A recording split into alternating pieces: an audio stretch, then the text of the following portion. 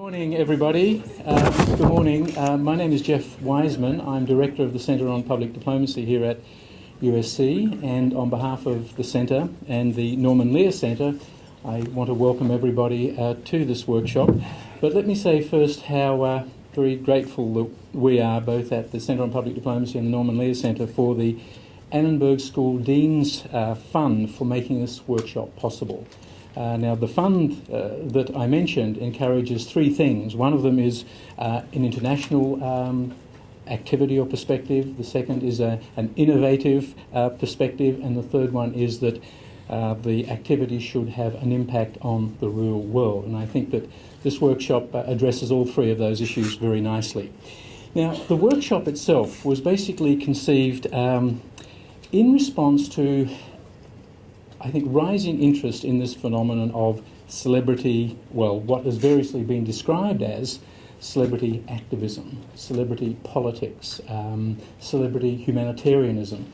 And now, thanks to Andy Cooper's new book, which we hope will be on sale after the event, we have a new term, celebrity diplomacy. So we're not going to spend too much time, at least I'm not, on these various concepts and terms, but whatever we call it, it's pretty clear that we do have a fascinating, a controversial subject.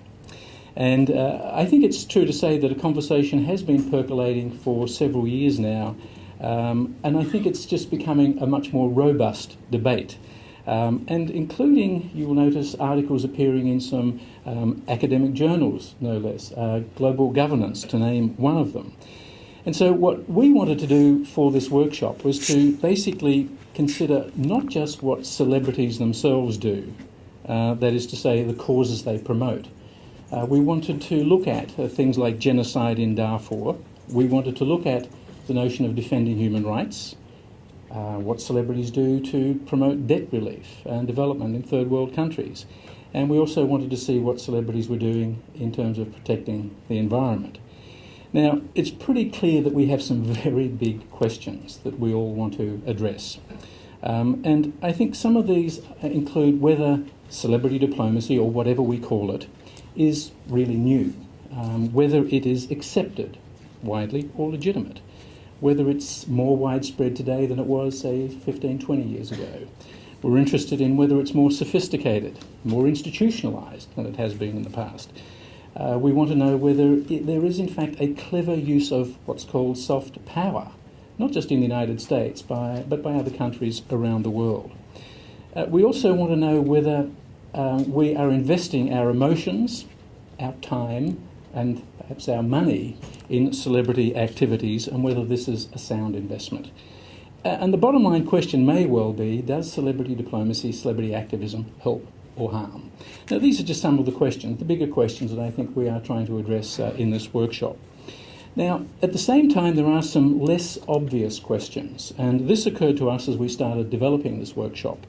And it was pretty clear to us that we wanted to go beyond the glamour, if you like, of the movie stars and the athletes whose names we all know. We also wanted to know, though, when George Clooney and Mia Farrow get to Darfur, how did they get there? What facilitated that process? What enabled that process? And who is behind those people arriving in these very distant, isolated, and in many cases hostile places?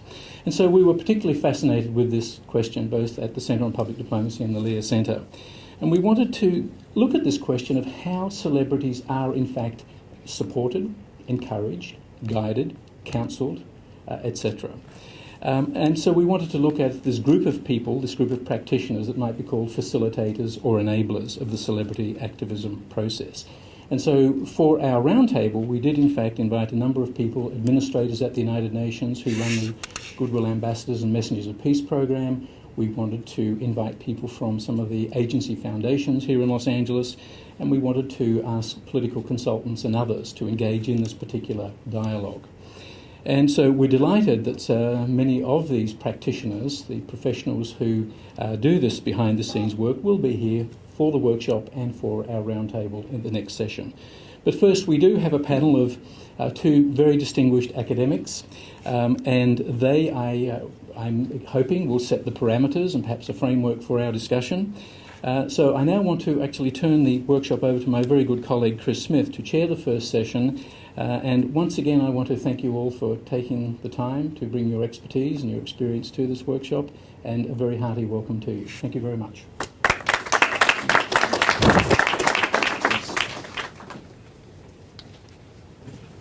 Well, good morning, everyone. I hope you're doing well. It's a pleasure to see you today.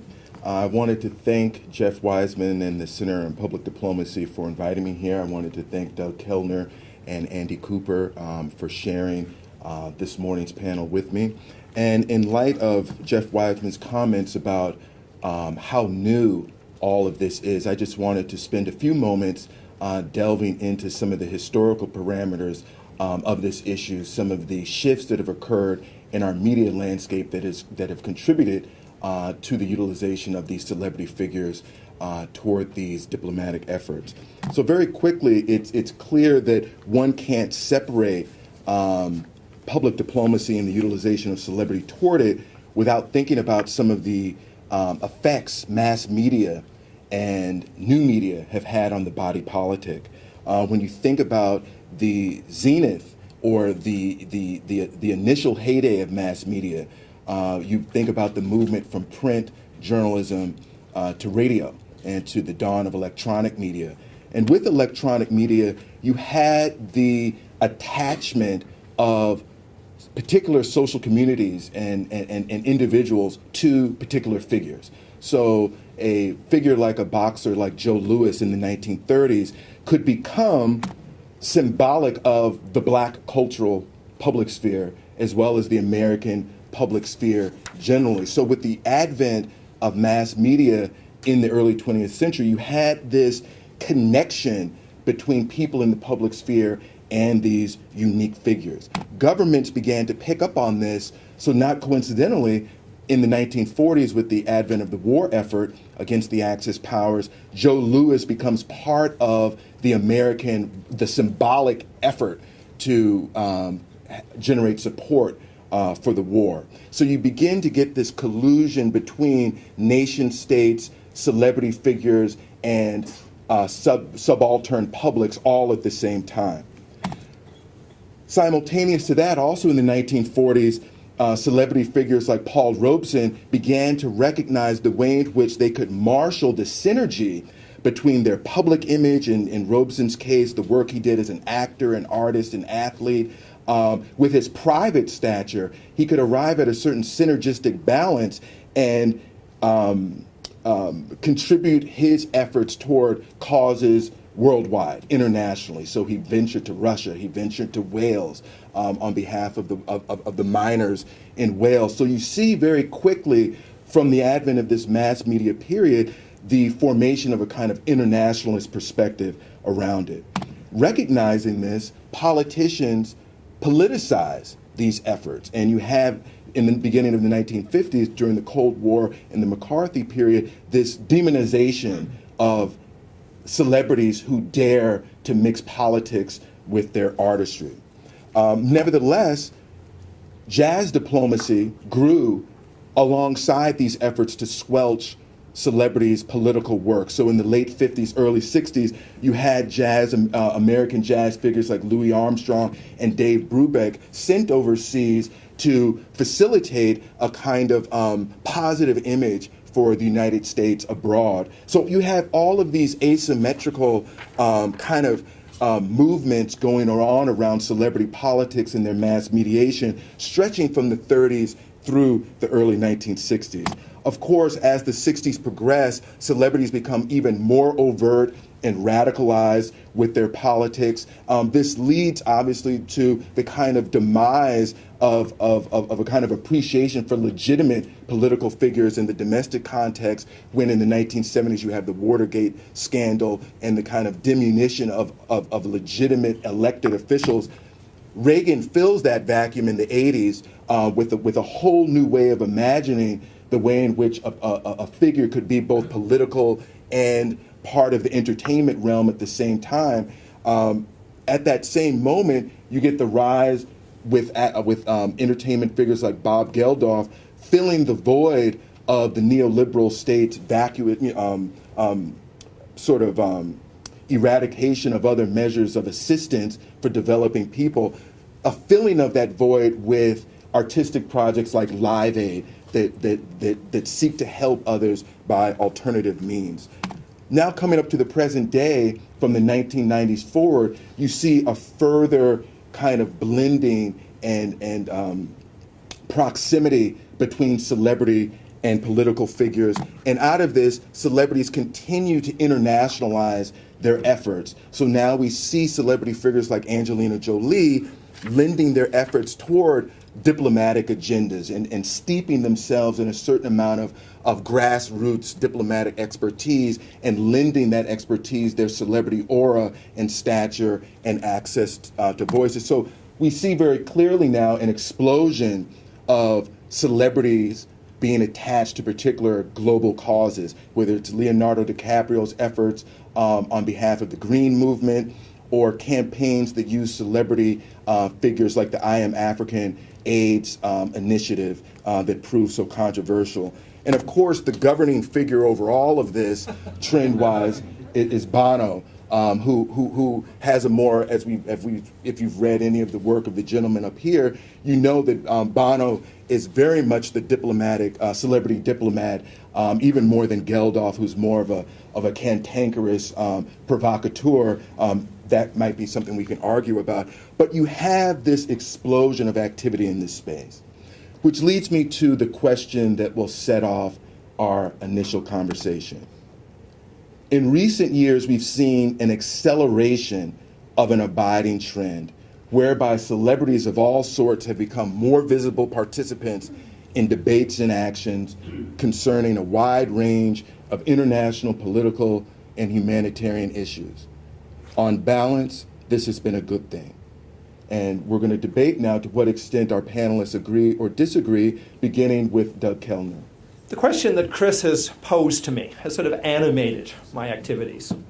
When I started this, and indeed I started it as an associate director of a new think tank in Canada, the Center for International Governance Innovation, that is sponsored by one of the co-CEOs of RIM. So I have to give that a plug. Every time President Obama sort of waves a BlackBerry, we're very pleased. And at the same time, I'm at USC, and of course there's no better place to be doing celebrity diplomacy than at USC through the Fulbright Foundation. So again, I'm very grateful to that. When I started it, there was a sense of criticism that this type of phenomenon wasn't a good thing. There were three types of criticism. One is they're not really diplomats. They're sort of dumbing down diplomacy. We all know who diplomacy is done by. Celebrities don't do diplomacy. Second, this is sort of a cynical activity, sort of manipulation, has-beens, wannabes, all sorts of, I'm sure you've all heard this. And third was probably the most serious of the critiques, is that this is sort of an elite operation, sort of very much top-down. We can debate these, but I think the more I got into this project, the more I started seeing the positive virtues, that this filled gaps in diplomacy, that diplomats just weren't doing. And I think sometimes diplomats, at least classical diplomats, sort of overestimate their popularity. And indeed, I think even overestimate their legitimacy. When you look at a lot of conversations by diplomats lately, and indeed the UK foreign minister, why does everybody hate diplomats? Well, this opens up a huge space for people that everybody loves, or at least a lot of people love. They're attractive. They can use soft media and new media. Who can get onto Oprah? Who can get op-eds into Wall Street journals, etc.? We can go through a whole long list of these type of activities. Good diplomats have tended to operate in secret, behind closed doors. Sort of the Henry Kissinger phenomenon, a celebrity diplomat, but somebody that separates his world.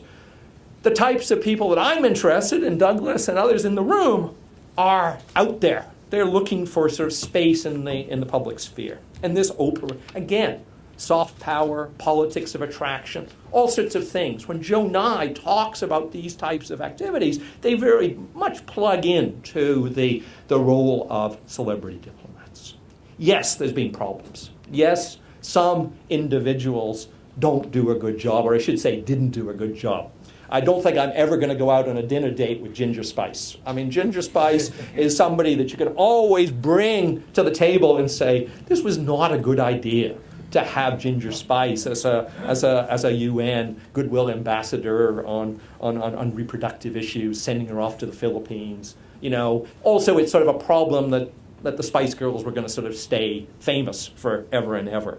But Ginger Spice doesn't make the project. And I think, again, some of the strengths of this project is exactly those sort of human faces. It makes celebrities and diplomats mesh into a layered process that really challenges not only classical diplomacy, but indeed NGO diplomacy.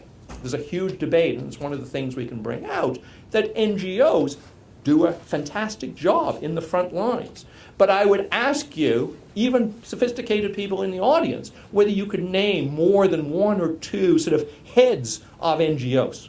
These are people that really are sort of faceless, odorless in some sense, at least in sort of media connotation.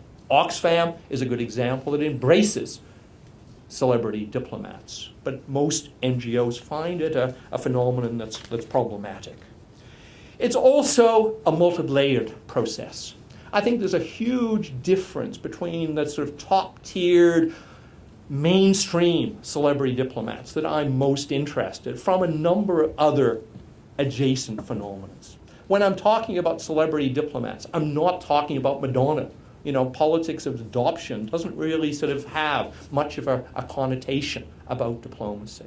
What I'm interested in are people who engage with state officials, engage with institutions. And in this regard, they certainly want access in terms of those bodies.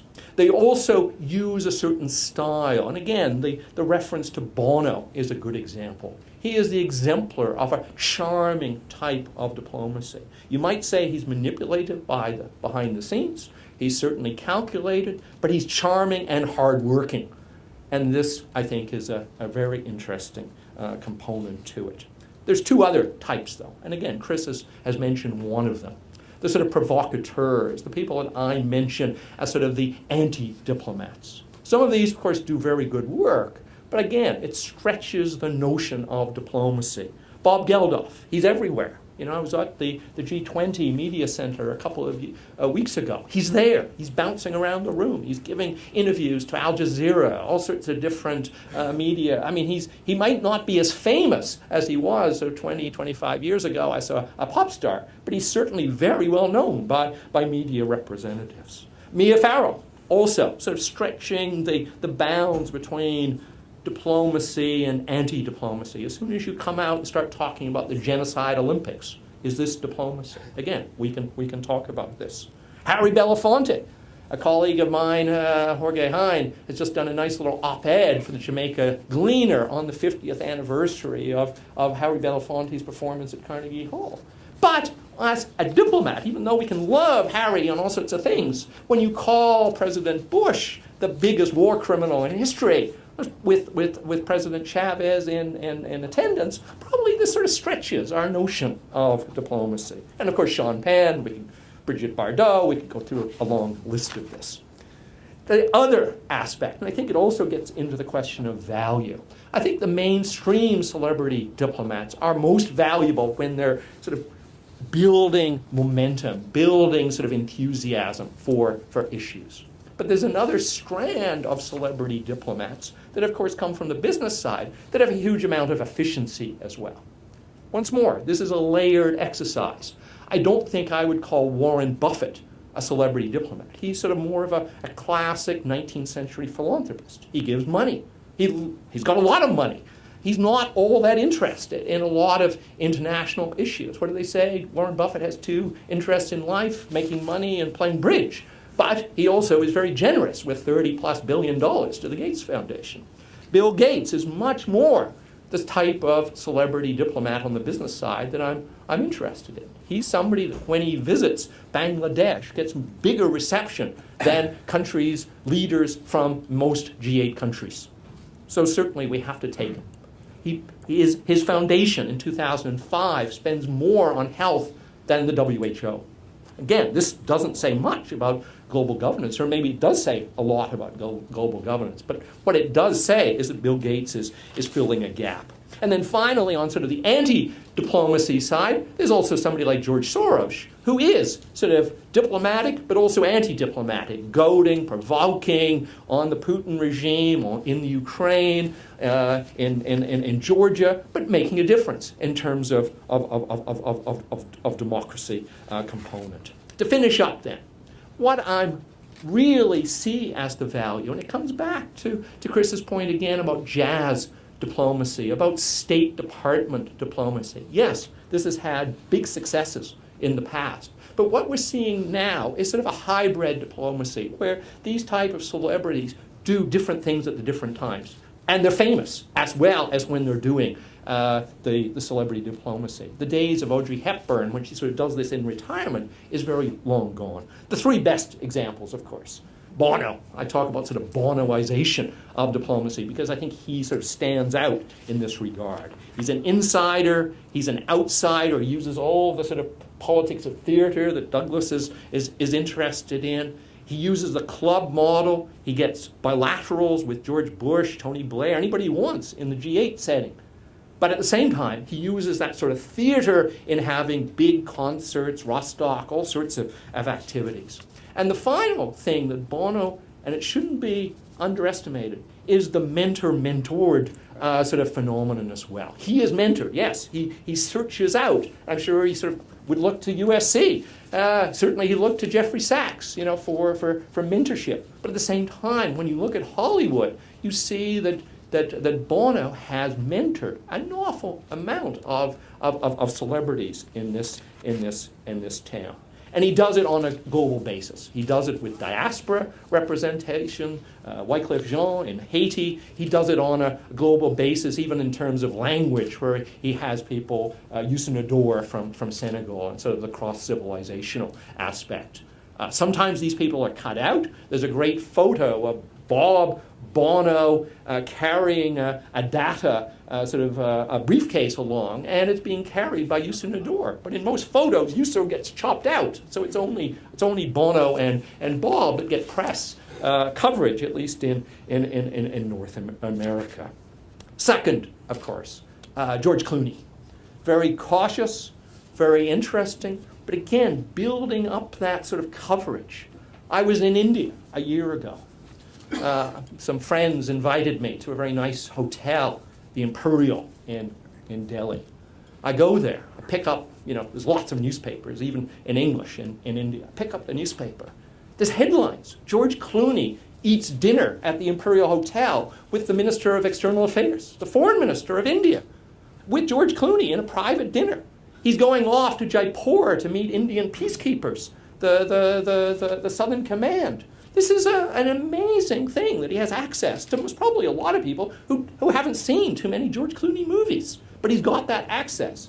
How many diplomats, how many high commissioners or ambassadors can get that type of representation? But at the same time, of course, as we know, George is a hybrid. He's not only working for the United Nations, messenger of peace, the sort of high-ranking position, he also strays into NGO activity as well. And certainly on the Darfur, as we see him standing on the White House lawn, right, talking to Larry King about Darfur, pushing for a special representative on Darfur. And finally, how can we leave out Angelina? Was probably the most surprising sort of celebrity diplomat. I'm sure if we went back sort of 20 years ago, whether it's in high school or whether it's in her early movies, was probably Angelina Jolie would not be somebody that we would have picked as your successful archetype for celebrity diplomacy. But whatever you think of her private life, in terms of celebrity diplomacy, she hasn't made a faulty move. And indeed, not just being a cautious NGO working for the the UN and refugee issues, working for various NGOs or working with NGOs, she's pushed the envelope in a lot of cases that most diplomats would be hesitant to move. We could sort of have a list. Some issues even on U.S. refugee issues.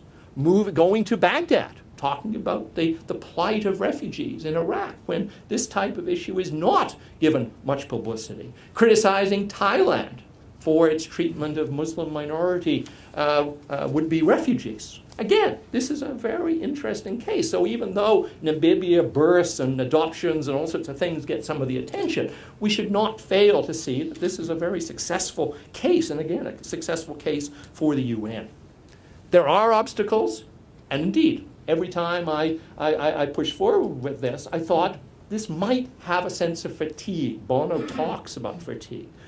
But it goes through these barriers. 9/11 didn't push off celebrity diplomacy. The recession certainly has pushed celebrities into perhaps more local issues. But in some ways, the Obama era seems to be reflowering celebrity diplomacy. Every week there's a new sort of column, as many in the room would know, about the role of celebrities. President Obama doesn't seem to mind having other celebrities playing a huge role. There's lots of clips of President Obama with the celebrities that I'm talking about. So again, whatever we think, and there's going to be differences between good and bad assessments, we have to take them seriously. And indeed, I think this should be the debate that we have today. Thanks.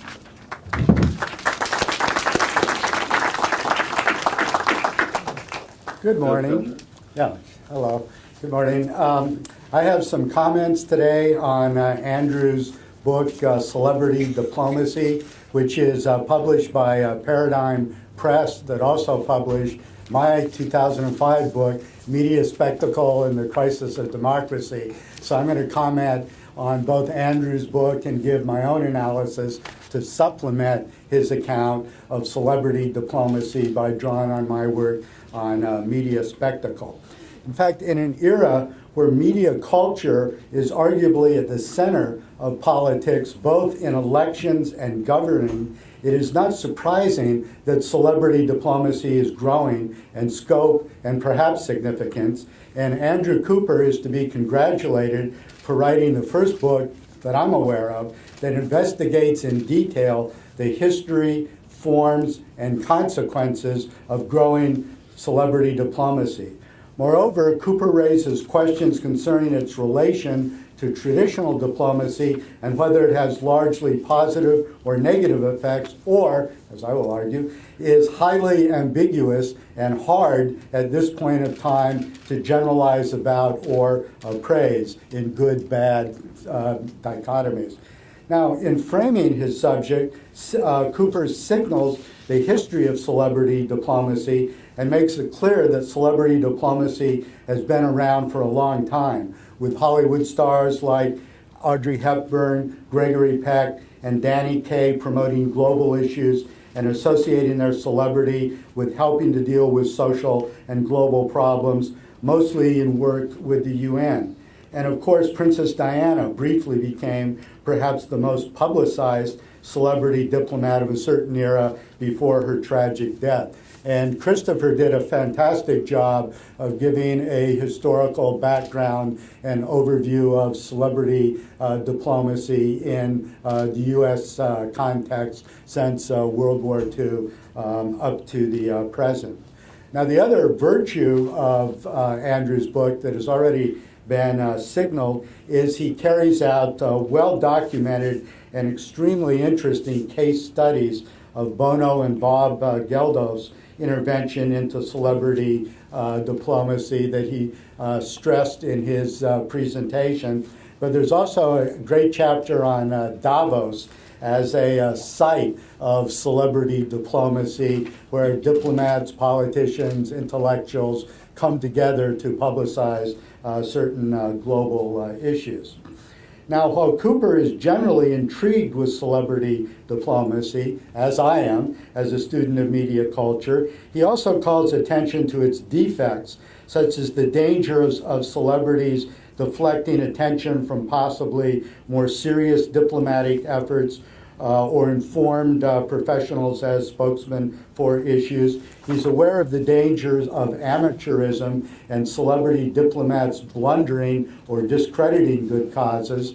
He stresses the concentration of celebrity diplomacy in the North rather than the South, although there's a good chapter on uneasily moving celebrity diplomacy beyond the Anglo sphere, and examples of emerging celebrity diplomats from Africa, Bollywood, and other non-Western sites. And I'm going to talk about an emergence of celebrity diplomacy from Latin America today. In fact, I would like to suggest how a politician's celebrity can aid diplomacy by calling attention to the phenomena of Barack Obama. The book is pre-Obama, so I'm basically going to suggest some of the ways that Obama adds to Andrew's narrative. Obama arguably won the presidency, at least in part, because of his effectiveness as mobilizing media spectacle and making himself a celebrity, whether on the campaign trail, through the internet, including YouTube videos like Obama Girl and Yes We Can, as well as circulating videos of his speeches through the internet, complemented by other videos made by Obama's often young supporters, all of which produced images of Obama as a global celebrity.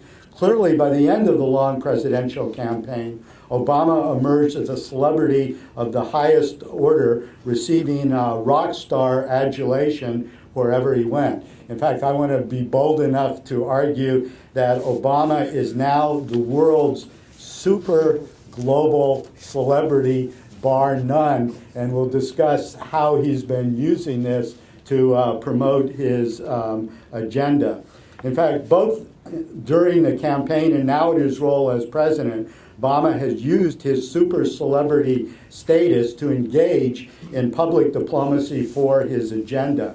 In part, his phenomenal popularity after bitter anger throughout the world at the Bush-Cheney administration is a positive antidote to what was rising and dangerous anti-Americanism, and also provides leverage as a global diplomat to promote his agendas. After Obama's recent trips to Europe, the UK, France, Trinidad, and other places, you've been seeing how Obama has been leveraging his celebrity to engage in a form of celebrity diplomacy. Hence, I would argue that in the contemporary era of media spectacle, effective politicians need to become global celebrities to effectively promote national interests or deal with global issues.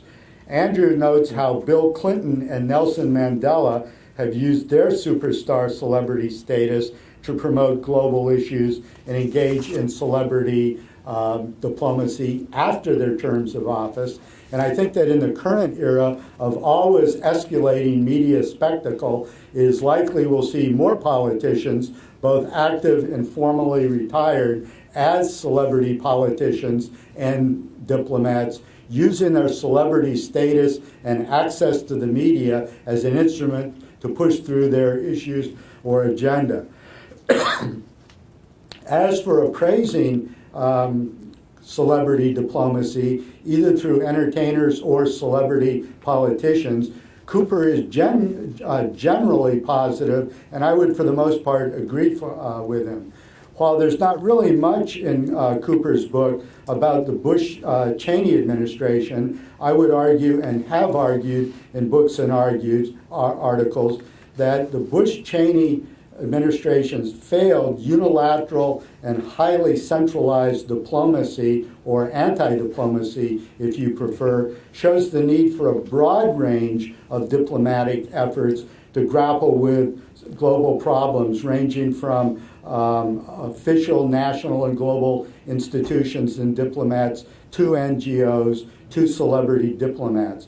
More than ever, I think there's a global awareness of environmental crisis, poverty, global health problems, and issues around food, agriculture, water, and the ecosystem itself, as well as problems concerning political refugees, starvation, and localized political problems so enormous that they need multiple efforts, including celebrity diplomacy. So I would argue that that's part of the mix, that we need standard politicians and that celebrity helps people like Obama to deal with these problems. We need NGOs, conventional, traditional diplomacy, but also celebrity diplomacy.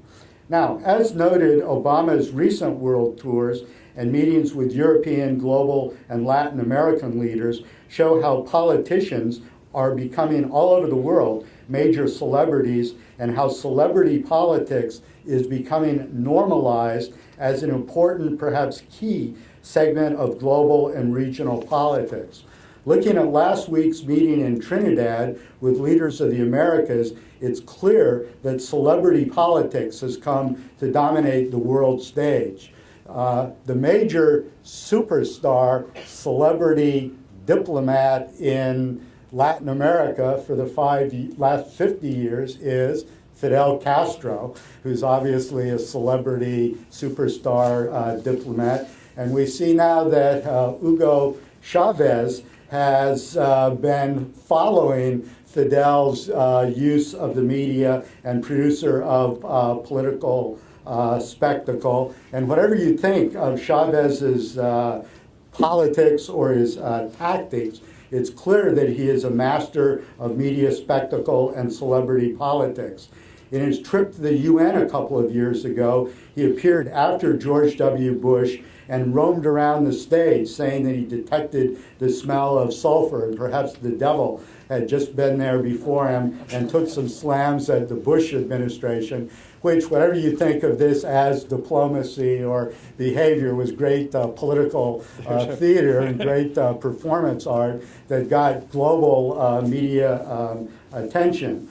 And likewise, Chavez's gesture over the weekend of giving giving Obama, thank Kevin, a copy of Eduardo Galeano's book on U.S. imperialism in Latin America, and getting a picture of Obama smiling and shaking hands with him was another great example of political theater. In fact, I saw this morning on the BBC website that Galeano's Open Veins of Latin America, 5 Centuries of Pillage of a Continent, which was ranked 54,000th on the Amazon sales chart of booksellers, is now up to number 2. Chavez earlier held up a Noam Chomsky book that at a global that also shot up to become a bestseller. So whatever you think of Chavez's politics, he's obviously the world's number 1 book promoter. Now, in noticing other Latin American leaders with Obama in Trinidad, there's quite a few Latin American politicians who are celebrity politicians who have used their celebrity to advance their agendas. I noticed Daniel Ortega of Nicaragua, Lulu of Brazil, Evo Morales of Bolivia, and others, all of whom have used media spectacle to promote a populist agenda and to make them very popular both regionally and in their country. And to some extent, Obama is following that model as a populist politician who is using media spectacle to promote his agenda. Finally, my last point. By the way, this was initially supposed to be a debate where Andrew was going to argue for media spectacle media celebrity politics, and I was supposed to argue against it, but I indicated to Jeff that I didn't really want to argue against something that I believed in, but I do have a strong argument that we haven't made, or a worry about celebrity diplomacy and politics. And I would suggest in conclusion that a major effect that some may deem negative would be that celebrity diplomacy and politics contributes to the culture of celebrity, where our idols, our role models, and ideals are constructed by media images and spectacle. I have suggested this is the case in politics, alluding to Obama as a global super celebrity, and Cooper's analysis of Bill Clinton, who has become a global super celebrity and thus potentially effective global celebrity diplomat. In this world of media spectacle, however, there may be pressure for politicians as well as celebrity diplomats to substitute spectacle for substance and engage in symbolic politics rather than the hard work of diplomacy, policy formations and debate, compromise, and then the laborious work of implementation. On the other hand, a politician's celebrity or celebrity diplomacy of the sort that Cooper has analyzed can help implement and push through policies, progressive policies, so celebrity may be a vital aid to policy wonkishness and traditional politics and diplomacy in the current media age, and have positive effects as well as potentially negative ones. And on that ambiguous note, I shall end.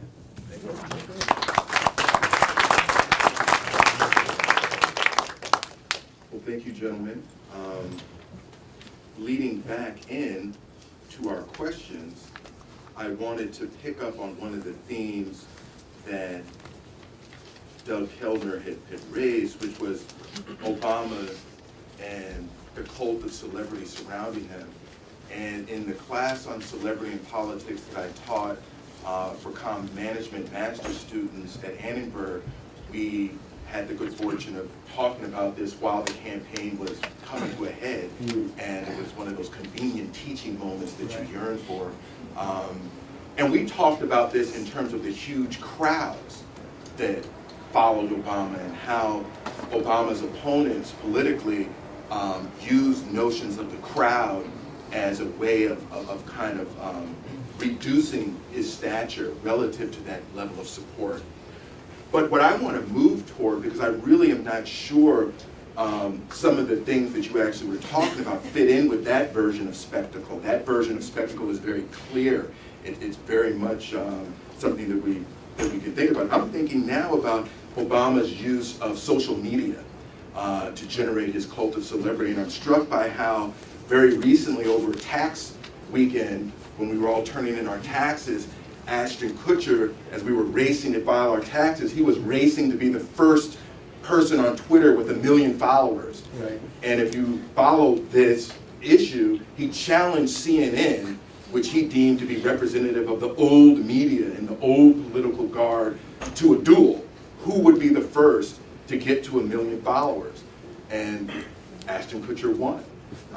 And we could have a recount perhaps, but he ostensibly won. So I want to bring the question now off of the traditional old media way of thinking about spectacle and generating political support, and have either one of the gentlemen, but perhaps starting with Doug first, to speak specifically to the issue of social media and social technology. Right. We are in an era of multimedia and social networking. And Christopher, the crowds that Obama attracted that you mentioned made for very good TV spectacle, but also made for very good internet spectacle. And Obama was the first guy to get 1 million, Facebook friends. That they circulated these videos every day. Twitter became used by the Obama people to circulate messages and to call attention to all kinds of events and material that was put on Obama's website. So I think Obama effectively used all forms and forums of new media, but it was really grounded in almost the rock star spectacle of live events that he was able to really perform and really draw a crowd, and that this translated into new media circulation that his supporters used very effectively in terms of the social networking media to circulate And that this just made him more and more of a celebrity every day and just built on his use of media. And Cooper, very quickly then what I would ask you, following on from that, I know you have some prepared thoughts, how, just as a thought bubble above what you already got prepared, how would you see this development around the popularity of Twitter with celebrities shifting the way relationships between celebrities and state diplomats changing order? Yeah, I think there's two tests. One is the test of flexibility, and I think you sort of see celebrities trying to catch up to things that are going on around them. I mean, Sir Bob Geldof was the first person to do breakfast television in the UK, but that seems a long time ago now. Bono, the blogging that he does for the New York Times, the Angelina Jolie going with Jeff Sachs to Africa and using MTV. It gets a huge sort of bigger crowd, and the demographics are there. But there's also, and I think it comes back to Doug's work, there's the test of spectacle. And I think this comes back to your point about Obama. He can fill a stadium, right? I mean, he can fill it and have an overcrowd in the stadium. And when you look at the true test of celebrity, it's probably this is the test that the real celebrities can pass or fail on. Bono can fill a stadium.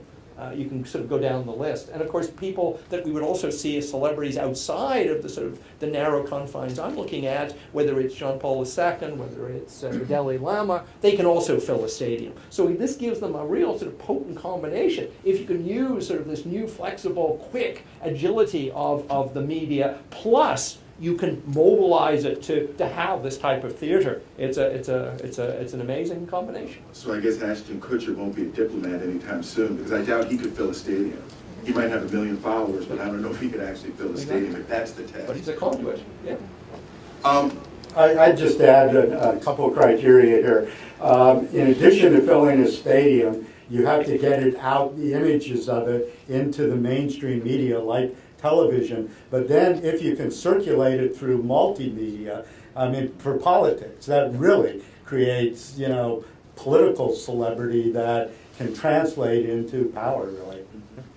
Very quickly, moving on to one of Andrew's other points about the use of these celebrity figures to promote different causes. Clearly, Bono's cause of choice is debt relief. And Dambisa Moyo has recently published a book called Dead Aid, where she takes dead aim at the likes of Bono and critiques these celebrity figures and really picks up that argument you ended on, Andrew, in terms of, she argues that Bono and these global North and Western celebrity figures crowd out voices that might emerge from the global South. And Doug, you talked about some elements of that with your references to Latin America. I don't know if both of you have had a chance to hear her speak on television or on the web or have read her book, but on its face, what do you make of this argument that seems to have a lot of currency surrounding her book about the impact, the negative impact of all of this celebrity posturing, what it actually has on African fortunes? I think ownership is a big issue here. And I mean, I praise Bono for this type of mentorship. Certainly his circle is not only sort of Anglo, UK, Irish, US oriented, but there's so many barriers, I think, for not just Africans, but Latin Americans, South Asians to break into that type of sort of magic circle. Geldof does the major concert and only invites one African performer.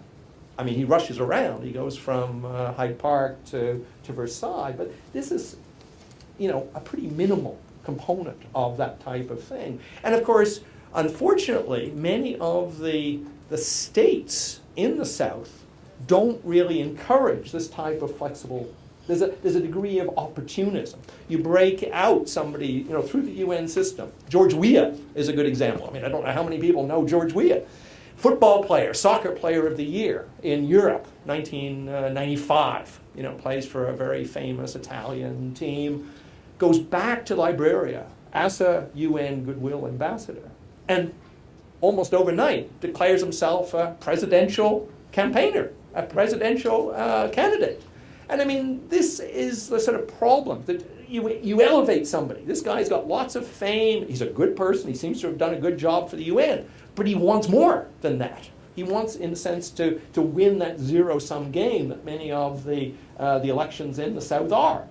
He comes fairly close to winning. I mean, luckily or unluckily, he doesn't win. But it shows that you can sort of lever that celebrity status in all sorts of unanticipated ways for either positive or perhaps negative, sort of opportunistic fashion.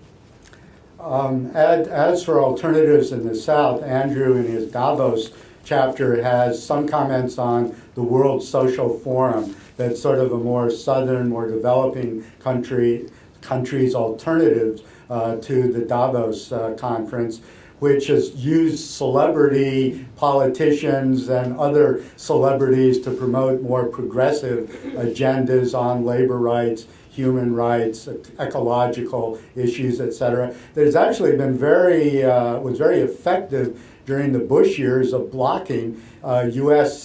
control of the World Bank and other conferences, etc. And as for the critique of Bono, I would follow Chairman Mao Zedong and say, let 1,000 flowers bloom. That the more diplomacy you have on good issues, the better. And so I don't think it's an either or a zero-sum game. There can be pitfalls and problems, and failed celebrity diplomacy. But just to someone like Bono, who's promoted so many positive culture causes, to stigmatize him, I would argue against.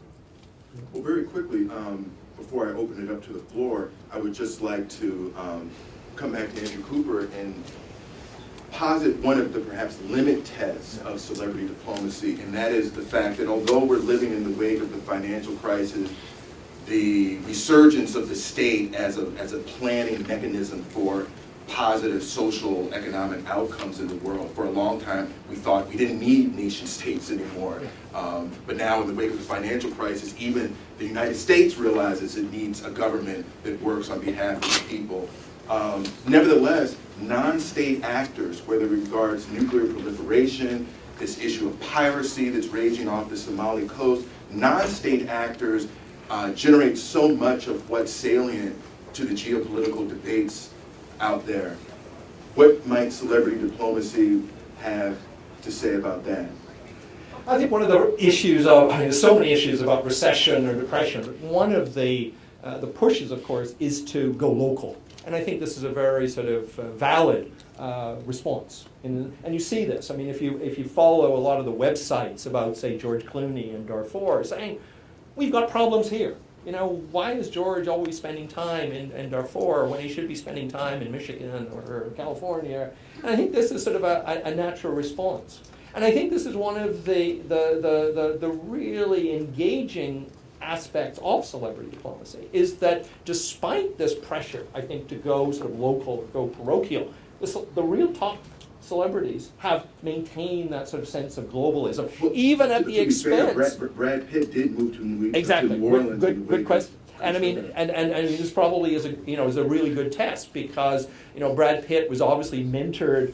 I've got a good photo of Brad being mentored by Data. When one organization was the Data organization. Sort of with Jamie Drummond from Data, sort of explaining to Brad, about all these things. I mean, the sense of advisors is very important. But I think from sort of comparative advantage, I mean, Brad Pitt seems to have a genuine interest, capability on sort of architectural questions, sort of urban renewal questions, downtown LA, all sorts of things. So New Orleans probably is a better niche. And of course, with a partner like Angelina, maybe you can say that the rest of the world is covered, without him sort of playing that role. Well, the economic crisis's impact on the relationship between global-local aside, what might celebrities' role be in reaching out to non-state actors that generate so much volatility in the world order? Do they have a role there, or is that where their role ends? Well, actually, let me give a theoretical answer to your previous question about what do pirates and non-state actors signify and global celebrities, and then I'll answer your second. I think from a standpoint of power, theorizing power, we're seeing a postmodern dispersion of power. where in the modern era it was the state or it was capital or big institutions like the UN that had power. We're now having a sort of more multipolar world with new centers of power, non-state actors, celebrities, pirates, etc. And again, this can be good or this can be bad, depending on what the issue and what the intervention is. I think on the world economic crisis, celebrities can certainly, like Brad Pitt in Louisiana, go down to try to produce jobs and rebuild houses.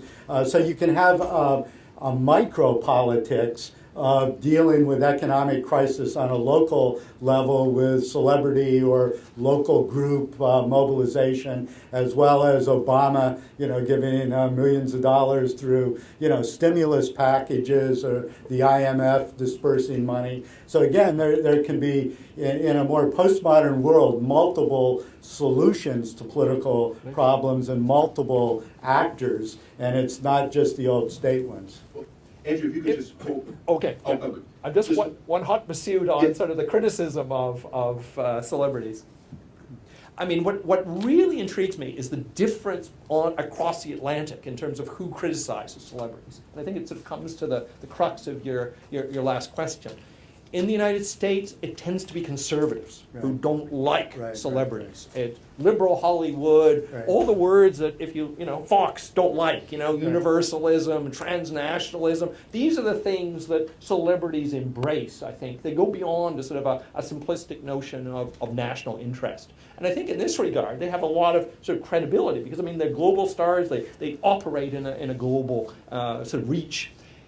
In Europe, it's the left that doesn't like celebrities. Because exactly what you're saying, because they crowd out NGOs, and particularly they crowd out small NGOs. They can have big campaigns, they can have the rallies, they do things that put civil society sort of off balance by sort of announcing things, before G8, so civil society thought they had some consensus to do something else, and there's a lot of tension from that. The only NGOs that really like the celebrities are ones that are big enough that can embrace the celebrities themselves. And again, I've used the example of Oxfam. Oxfam uses celebrities extremely well for sort of fundraising, for profile, and really has somewhat of a similar culture as celebrities. So again, I think it really gets into this heart that shows that there's a real sort of cultural, it's not just at the G20 on stimulus versus, in terms of regulation. It's on all sorts of other issues that you get this type of duality. Thank you both gentlemen very much. Any questions from the floor? Nicole? I wanted to try and open out this question of diplomacy.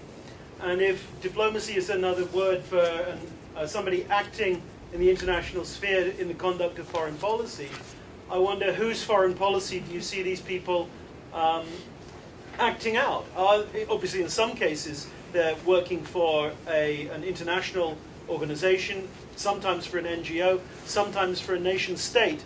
And sometimes they seem to have a foreign policy all of their own, which merely overlaps at some points with the foreign policy of an NGO. I was also struck with the potential for a celebrity to be a sort of anti-diplomat, actually arguing against the engagement of their country with the rest of the world. And a case of this would be Charles Lindbergh, trying to keep America out of World War II and trying to or speaking up for the appeasement of Hitler. So it seems to me that we need to that we can usefully subdivide our celebrities and start to create a sort of a taxonomy of who is, and the most dangerous people, I would think, would be the Charles Lindberghs, who are sources of charismatic power in their own right, but aren't tying that power into any sense of legitimate or logical statecraft of any kind. Anyone would like to respond? I think this is, you're a historian, and I think this hits the point of sort of historical public policy and public diplomacy. I think in 19, maybe early 20th century, you sort of had a choice whether you sort of embrace the state, right? Ben Franklin sort of embraces the state, goes off to France and becomes sort of an ambassador. Was probably one of the first real global celebrities. But then you've got the sort of anti-diplomacy, and again, you could go into Lawrence of Arabia, all sorts of people that sort of work against in some ways, or are depressed about what their state is doing. I think now we're sort of much more into it's really theoretically complex, because Bono has been described as sort of having a state of his own. I mean, there is. I mean, he's certainly outgrown Ireland. I mean, there's no way that he's sort of a proxy for an Irish state in the world. I mean, Bono in some ways is bigger than Ireland. I mean, small little, even Celtic Tiger days. I mean, Bono has that reach. And you get it on the business side as well. I mean, you have somebody like Ted Turner that said he should have bought a South Pacific island when he had lots of money, because then that would get him access to the UN. He'd actually be able to sort of run a country and have sort of the sovereign rights. And again, when you look at other projects, in terms of South Pacific or small Caribbean islands, with 70,000 people, it really doesn't make, you can actually. And we can see NGOs doing this on environmental policy, certainly, but Bono is bigger than even that, because you can't really sort of identify him with a one single. He's sort of a universal phenomenon. He knows how to play different diplomatic games at different times. He knows how to charm the conservatives within the United States. And again, this is why he makes this amazing sort of transition from Clinton. I mean, one wouldn't have been able to see Bono moving beyond Clinton. But all of a sudden, George W. Bush embraces Bono as well. And it's probably the one big success of the George W. Bush has, of course, been on HIV/AIDS. I mean, it's sort of very generous. I mean, certainly some criticism, but in terms of just purely money, and now the sort of the retrospective analysis of those sort of projects, it globally, it does seem to have been an authentic, successful for policy. So again, Bono nudging, the famous image of Bono making Jesse Helms cry. I mean, the old curmudgeon, right? I mean, nobody makes Jesse Helms cry, but Bono sort of reads scriptures to him, takes him to a U2 concert. I mean, Jesse thinks that this is sort of a revival meeting, so, he's just putty in Bono's hands in some ways. I mean, this is a fantastic, component. We have another question here. Darius Udry, Center for Civic Education. I appreciated the overview in particular of what's going on in the world of celebrity diplomacy and the top celebrities that are most involved. But I'm curious how you go about assessing the effectiveness of their efforts, given that there are probably many more who are less popular engaged in this sort of thing. Are they effective? Is this is it done mostly for publicity, or is it actually achieving what they're setting out to do? And secondly, how do you rate the effectiveness of celebrities going off on their own versus those that are appointed, say, by the U.S. government, like a Michelle Kwan or someone like that? The second part of the question is much easier to deal with than the first. But I think what is interesting, and I would say that there should be an institute or an NGO that should make this one of their priorities. I mean, there are sort of assessments for G8, for G20. Why shouldn't there be a sort of a celebrity assessment exercise and say, okay, these are the sort of promises that seem to be made, what's happened to them?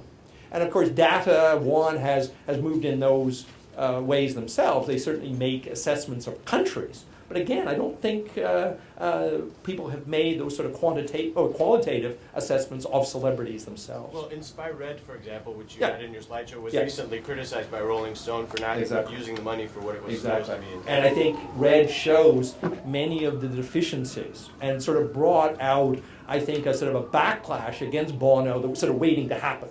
It used to be only Geldof that got that type of criticism. There's sort of a Teflon effect with Bono that no one really took him on. But the combination of Bono being a sort of a sensible business person on tax policies and some of the ventures in Silicon Valley, plus the Red has really, I think, brought out a lot of the well of criticism. It was sort of waiting to take him on, I think, about very things. And unfortunately for Bono, the Red campaign hasn't been as successful. And we see a bit of increasing opaqueness about the accounting of the Red campaign. Well, Certainly, let me get one more question. But just on the well, on the I just want to get another question okay. real quickly and let Yeah. Doug respond to it. In the back? Actually, I think my question is more for Professor Cooper. My name's Paul Rocker. I'm a first-year public diplomacy student. Recently, we had Shashi Tharoor here, and he spoke about the global reach of Bollywood. You mentioned the burgeoning celebrity diplomacy from Bollywood stars. I was curious if you could speak more about what kind of causes celebrity diplomats from Bollywood are getting into, and if it mimics Hollywood or if they have their own different sort of causes that they're involved in. The most press coverage I ever got was doing a couple of interviews in India saying Bollywood actors should be used as celebrity diplomats. And this created a huge amount of publicity because I think there is this, what would you call it, a confidence in India that we should be able to do exactly what other people are doing. You know, we don't just need the George Clooney's. We have people. And they do. I mean, Shashi sort of made the comment about Big B, right? Big B in Syria. You know, only pictures outside of President Assad in Syria that can be the same size are Big B pictures. I mean, Big B is huge. I mean, his son, you know, everybody in the family seems to be huge. But unfortunately, it's a bit like the George Weah syndrome. They've all gone into domestic politics, or a lot of the work, and Big B sort of he went into Parliament and got into some, you know, sort of local difficulties, as they call it, and we see that the sort of that side of things. There's also a big anti-diplomatic theme in India. Of course, I mean, we can see it from a number of writers who are very critical of the Indian state. So I think we still got some way to go. But if there is one, I call it sort of the IPSA phenomenon, because if you know, there's sort of these three big, robust democracies, South Africa, India, Brazil. All of them have amazing capacity, both on the business side, but also on the cultural side, to make that splash. And of course, the fact that at least in two of those, English is such the language of sort of commonality that there's no real obstacle in this regard. So we have money and we have stars. Doug Kellner, you'll have the last word. A very quick point just to respond to the celebrity as anti-diplomat, the negative example, Lindbergh. I think there's also positive examples as celebrities being anti-diplomat. You go into a lot of Bob Geldorf. That's actually, much of his is anti-diplomacy. You present Harry Belafonte as a failed diplomat, whereas I see him as an activist, and Sean Penn, et cetera. And actually, to answer your qualitative example of how can you appraise the effect of some of this celebrity diplomacy and activism, well, Bush was discredited in part because of the anti-Bush celebrity activism of a whole lot of people that opposed his Iraq policy, his environmentalism, et cetera, and that this helped Obama, the anti-Bush and then anti-McCain celebrity activism, which is, I think, a little different from celebrity diplomacy. I'd like to thank both of our respondents from this morning's panel. If you have any other questions, you can speak with them during the coffee break. We're going to adjourn for about 5 minutes. Okay. So we didn't really have a debate.